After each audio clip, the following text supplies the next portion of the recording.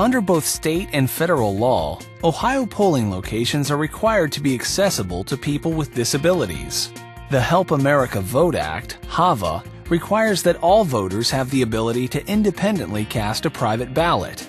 The Americans with Disabilities Act, ADA, sets standards for ensuring that people with disabilities have equal access to public services and facilities, including polling locations. It is your responsibility as a poll worker to visually inspect the polling location for accessibility and remove potential barriers so that people with disabilities who may depend on a wheelchair, walker, crutches, a cane, scooters, service animals, a friend's arm, or other mobility aids can easily enter and move around the polling location. We as poll workers must make sure that their voting process is done in an independent and private way. Karen, if you'll work on the check-in table getting it set up. Gretchen, if you'll work on the provisional table getting everything set up there. Okay. Tracy and Carl, if you'll work on setting up the voting equipment in the voting area, I'm going to go outside and make sure the location's ready outdoors. Okay. That sounds good. The best approach is to start from the beginning and put ourselves in the voter's shoes. And so from the time that the voter arrives to the location until they leave. So we have to make sure that there's accessible parking, that the walkways are clear, that door handles are operable with a closed fist, that the thresholds are even so that no one can trip.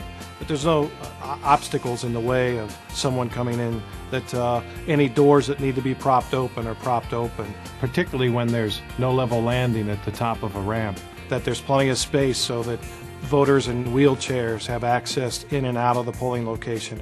We want to make sure that our signs are properly displayed so that voters know what entrance to go into, and once they're in the location, where do we go, what room. And so we want to make sure that the signs are visible, that the parking signs are available for those voters with disabilities.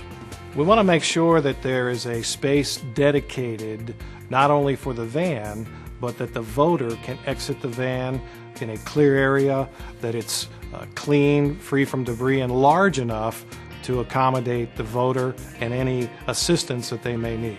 I want to make sure that there's access to all of the areas that the voter needs to go, that they'll be able to navigate throughout your polling location, that there's ample room for voters with wheelchairs, walkers, crutches, any other mobility devices that may be used, any cables that may be exposed in an area where folks may walk or go over. I want to make sure that they're taped down so that no one would trip or fall. Poll workers are responsible to install and set up the Voters with Disabilities kit on at least one voting unit before the polls are open. Do not wait to power up these machines.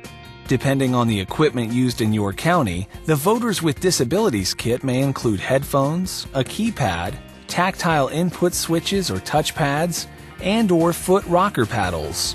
Poll workers should know how and be prepared to assist voters by adjusting the angle of the screen on a voting unit, use the zoom in, zoom out feature to magnify the screen, or change the contrast to increase the readability, explain to a voter how to install their sip and puff personal device, and activate an audio ballot or program an encoder for the audio ballot when applicable. If a voter requests to use an audio ballot, the poll worker should be able to demonstrate to the voter how to select their language, adjust the volume, tempo, and have a portion of audio repeated for the voter if necessary. What's next on the directions? Next thing I do is I take the keypad for the audio ballot and I just hook it onto that, and now I'll go get the earphones. Okay. Here are your earphones. I'm going to plug them in and you can just hang them over the machine. Sounds good. If your county uses the auto mark, then it should also be set up and turned on prior to the polls opening. It should be placed on top of a table that is accessible to a voter in a wheelchair. To determine an appropriate table, the poll workers should consider the table knee space height, table height, and depth, plus the placement of the machine on the table. There should be a clear path, at least 36 inches wide, leading to the optical scanner for a voter to cast their ballot in a private and independent manner.